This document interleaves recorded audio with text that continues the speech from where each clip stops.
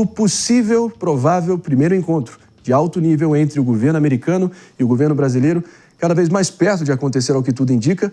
O ministro Mauro Vieira, o chanceler Mauro Vieira, conversou com o secretário de Estado norte-americano Marco Rubio na quinta-feira passada, fizeram o primeiro contato, e ali ficou decidido que as equipes de ambos os governos terão uma reunião presencial em Washington, e isso deve acontecer ainda nessa sexta-feira.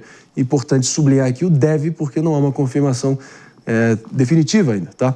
Até mesmo o vice-presidente Geraldo Alckmin, ao comentar sobre o assunto, falou que as coisas que têm que se movimentar mais depressa, partir logo para uma conclusão no meio de tanta indecisão e nessa relação, nessa friaca diplomática que ambos os países se encontram nos últimos meses.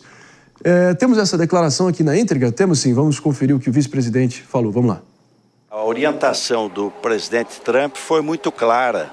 Nós queremos fazer um diálogo e entendimento. E o Brasil sempre defendeu isso. Um dos 10 produtos que os Estados Unidos mais exporta para nós, 8 não tem imposto, é 0. E a tarifa média é 2,7.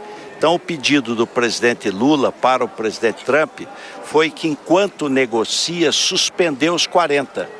Esse foi o pleito. Olha, enquanto negocia, suspende os 40. Que nós precisamos avançar mais depressa.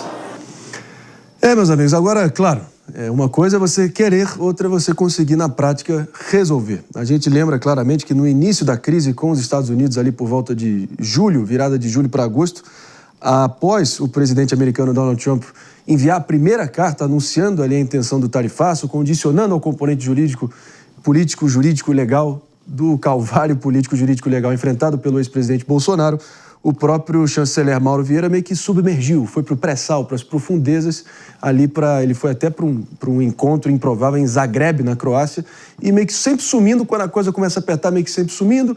Ao que tudo indica, as últimas informações dão conta que esse encontro presencial ainda não está marcado 100%, mas há movimentações nesse sentido. Sua expectativa, Jess Peixoto, vamos lá, suas informações também, claro. Não, então, até um comentário sobre o Mauro Vieira é interessante, porque enquanto chanceler, às vezes a gente está vendo mais protagonismo ao secretário, que no caso é o Celso Amorim, do que para o Mauro Vieira, que tem uma postura bem fechada, fala pouco, é mais quieto, o que é uma diferença ali do momento em que o Celso Amorim foi chanceler. No passado, ele tem sido mais vocal, até o prêmio ali da Maria Corina Machado, a crítica possivelmente mais direta, veio de Celso Amorim. E quando a gente está olhando para essa situação do acordo dos Estados Unidos e do Brasil e dessa proximidade, a gente precisa entender que o que provavelmente vai acontecer é os Estados Unidos forçarem uma negociação que seja muito positiva para eles. Eu acho que o grande pilar disso tudo se pauta também nas terras raras, porque a situação de Estados Unidos e China está cada vez mais tensionada e o governo da China chegou a fazer uma proibição formal para parar a venda de terras raras para os Estados Unidos. Muito bem colocado, como sempre, serve de abre-alas aí para a próxima conversa que a gente vai ter agora, propondo para toda a nossa audiência aqui no Morning Show. Claro, é o professor e pesquisador em Relações Internacionais, Carlos Gustavo Poggio.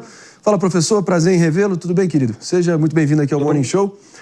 Ao contrário de nós, que parecemos estar estreitando cada vez mais o laço com os Estados Unidos, a China parece já estar em pé de guerra novamente, com os seus principais algozes aí no tabuleiro geoeconômico global, por que não? Inclusive chamando as tarifas, o novo round de tarifas anunciado por Donald Trump no final de semana, de hipócritas, e ameaçando uma retaliação na mesma medida, na mesma moeda. É por aí? Vai ficar por isso mesmo? Sua expectativa? Olá, André, bom dia, prazer conversar com você, quem nos assiste aí pela Jovem Pan e nos ouve. Bom, a gente está vendo, na verdade, a volta de um padrão que a gente já conhece do governo Donald Trump. A grande questão do Donald Trump com relação às tarifas, o grande problema que ele tem que resolver é justamente a questão com a China. Isso a gente, inclusive, consegue detectar até pelo comportamento da Bolsa Americana. A Bolsa Americana ela só responde ao tarifaço do Donald Trump quando de fato atinge a China. Isso parece ser um indicativo importante da relação econômica entre Estados Unidos e China. É um parceiro com o qual os Estados Unidos vão ter mais dificuldade de negociar, porque, ao contrário da relação que os Estados Unidos têm com vários outros países ao redor do mundo, a relação com a China é uma relação de profunda interdependência, ou seja, uma dependência mútua de Estados Unidos e China do ponto de vista financeiro, comercial, e é de fato uma luta aí entre dois gigantes. Então, a gente está vendo, de certa forma, essas ações do Donald Trump levando a um rearranjo aí deste tabuleiro internacional, e cabe aos países, né, como o Brasil, né, citado,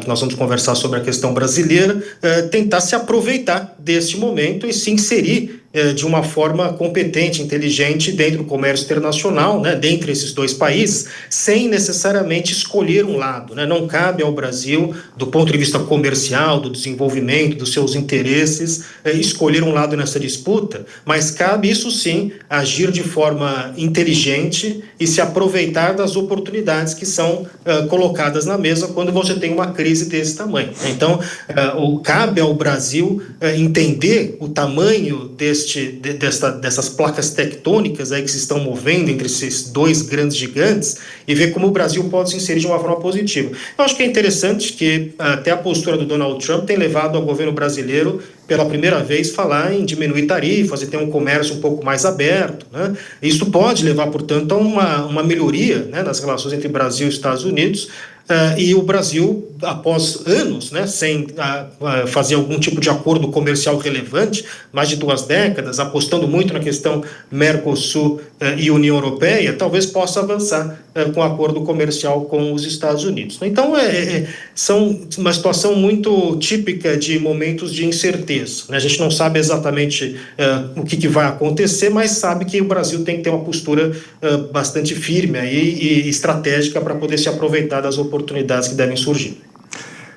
Posição bastante firme e enérgica não é o que a gente está vendo exatamente desse Itamaraty do governo Lula 3, né? A gente lembra o silêncio ensurdecedor do chanceler assim que foi anunciado o tarifaço ali em julho, foi parar em Zagreb, na Croácia.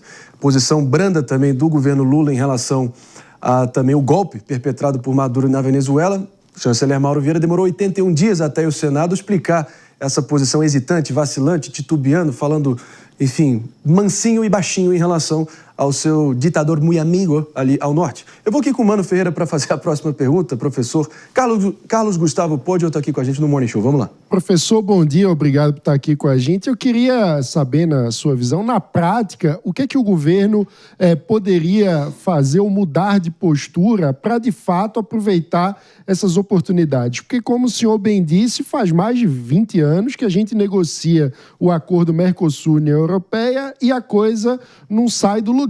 É possível esperar, de fato, algum pragmatismo ou algum resultado concreto por parte do governo nesse contexto agora? É possível sonhar com um acordo de livre comércio, alguma coisa relacionada entre Brasil e Estados Unidos? Como que o senhor avalia os cenários sobre possibilidades concretas da gente sair das sinalizações de conversas e negociações para, de fato, um acordo comercial ou uma redução de tarifas por parte do Brasil?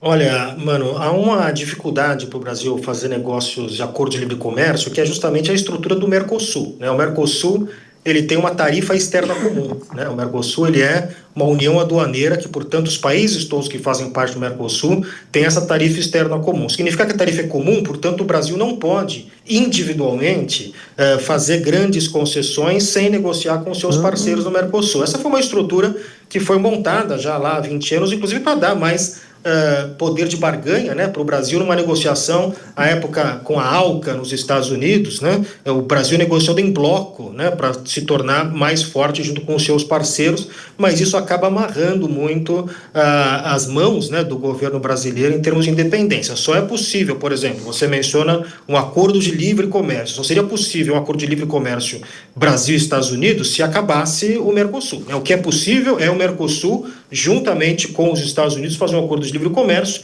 o que a gente sabe adicionaria elementos complicados.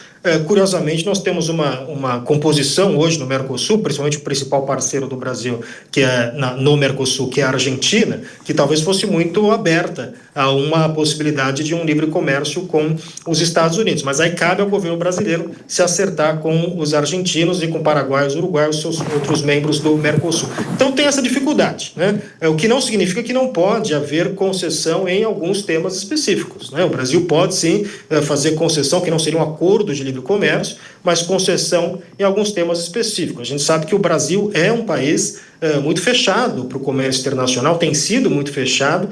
A gente, na verdade, perdeu esse bonde dos últimos 20 anos, que foram os grandes acordos comerciais que foram todos acertados nas últimas 2 décadas. O Brasil meio que perdeu esse bonde, né? Então, talvez seja agora, em certa medida, uma oportunidade de retomar essas negociações, né? Disse, por exemplo, que mesmo o acordo Mercosul-União Europeia, que agora a União Europeia, tendo em vista a nova postura protecionista dos Estados Unidos, talvez esteja mais aberta a acelerar, né, a conclusão do acordo com o Mercosul. Então, essas são as dificuldades aí que nós temos para fazer qualquer tipo de negociação, mas, enfim, vamos ver como é que vai se comportar o governo nessa questão em particular. Como todo mundo que está nos acompanhando por imagens pode perceber, ao que tudo indica, Mauro Vieira e Marco Rubio se encontrarão em Washington em algum momento, mas o próprio Itamaraty, em nota oficial, diz que está encontrando dificuldades de encontrar a data adequada e não há uma confirmação definitiva, só lembrando aqui, pontuando esse impasse, né? Vamos aqui com a doutora Luciana Nepomuceno, professor Carlos Gustavo Pódio, agora respondendo a pergunta da doutora Nepomuceno. A gente segue adiante depois. Vamos lá. Professor, bom dia. Eu gostaria de fazer uma pergunta para o senhor a partir do enfoque que foi dado para o Mercosul. É possível, em se concretizando essa reunião, como o Marinho disse, pode ser que não haja uma data em comum na agenda, mas em se concretizando, é possível que essa reunião traga efeitos concretos para a questão do tarifaço, das tarifas que foram impostas aos produtos brasileiros importados, ou não passará ali de um gesto diplomático esse eventual encontro? Acho que são coisas, duas coisas que, na verdade, são importantes, né? Primeiro que eu acho que o encontro vai acontecer, né? Foi um convite do Marco Rubio a pedido do Donald Trump, né? A questão interessante aqui para a gente verificar, primeiro, é que este é um convite que está partindo do governo norte-americano. Então, portanto, há um interesse do governo norte-americano em conversar. Essa é a primeira coisa. A segunda coisa é que, independente dos resultados concretos, simbolicamente tem uma importância que esse seria o primeiro encontro formal de alto nível entre Brasil e Estados Unidos na administração Trump. Então, de alguma forma, está tentando se construir pontos e levar alguma distensão desta relação que atingiu o seu pior momento nos últimos 200 anos. Nunca a relação Brasil e Estados Unidos foi tão ruim quanto a partir daquele momento que o Donald Trump envia a carta e coloca 50% de tarifa no Brasil. Então, momento de tensão que pode levar ao momento de distensão. Então, a questão simbólica aqui já é importante, ainda mais no contexto que sabemos no Brasil, né, que são vários atores aí tentando influenciar o governo Trump para colocar uma pressão no governo brasileiro por conta de outras questões. E, em terceiro, como você mencionou, as questões concretas, né, que resultados concretos podem sair disso. Quer dizer, já existe algumas conversas em Washington, que, por exemplo, o dono da JBS, que tem uma operação muito grande, importante nos Estados Unidos, né, que exporta carne para os Estados Unidos, que produz também carne nos Estados Unidos, deixando claro que esta tarifa vai levar a um aumento do preço da carne. A carne tem sido um problema aqui nos Estados Unidos, né? Durante o governo Joe Biden, o ovo, por exemplo, foi um símbolo da inflação. Agora é a carne, né? Sem contar o café. O café subiu de preço no último ano mais do que nos últimos 10 anos. Houve um aumento bastante expressivo do preço do café, que é um outro produto importante que o Brasil exporta, né? Então, essas questões, uma vez que você abre o diálogo com os Estados Unidos, se o governo norte-americano começar a entender que pode se prejudicar, né, principalmente nesses dois setores, com as tarifas, isso pode haver algum tipo de concessão. E eu diria que qualquer tipo de concessão mínima que seja dos Estados Unidos seria novamente uma vitória simbólica muito grande por parte do governo brasileiro, porque ajudaria a enfraquecer um certo discurso de que o governo Trump está totalmente contrário ao Brasil. Quando a gente sabe que o Donald Trump, quer dizer, aqueles que confiam no Trump para algum tipo de fidelidade ideológica ou pessoal, normalmente essas pessoas acabam se decepcionando. Não é assim que o Trump opera. O Trump não tem fidelidade a nenhum projeto pessoal, fidelidade a nenhuma ideologia. Se diz que o Trump é de direita ou conservador, não, ele é trumpista, né? Se ele tiver que jogar debaixo do ônibus conservador ou direita em nome do seu personalismo, ele o faz como já fez diversas vezes. Essa é a questão central para compreender o Donald Trump e o personalismo do Donald Trump nesse processo, né? Então parece que houve aí, como tem sido dito, uma certa química, e essa química é algo que, dado a forma que o Donald Trump opera é um elemento importante, né? Então, se vai haver, de fato, alguma concessão significativa, é impossível a gente dizer nesse momento. Mas os indicativos é que parece que o governo americano finalmente está disposto a conversar. Isto já é um passo importante. Esse foi o professor de Relações Internacionais, amigo aqui do Morning Show, Carlos Gustavo Podi. Obrigado pela presença, sempre agregando em muito, descomplicando o complicado. Quando um economista fala português é com o professor Carlos Gustavo. Obrigado pela presença. Obrigado, bom dia a todos. Antes da gente seguir adiante aqui, rápido comentário, Jeff Peixoto, vamos lembrar, né? Até porque, enfim, um dos setores principais da economia brasileira, da produção de proteína animal, carne bovina particularmente, subiu muito as exportações brasileiras para o mercado americano entre 2024 e 2025, particularmente na carne moída que faz parte do hambúrguer. Acho que só isso já dá para perceber o impacto que deve ter acontecido lá com os americanos, certo? Não, só para ver que no final do dia a própria negociação contou também com empresários, como é o caso mencionado aí da JBS, é o Joesley Batista, que é também um nome muito forte de negociação nos Estados Unidos, chegou a apoiar formalmente, financeiramente, a campanha de Donald Trump. Então, ele tem esse trânsito e essa habilidade de falar, de estar na Casa Branca e nesses espaços.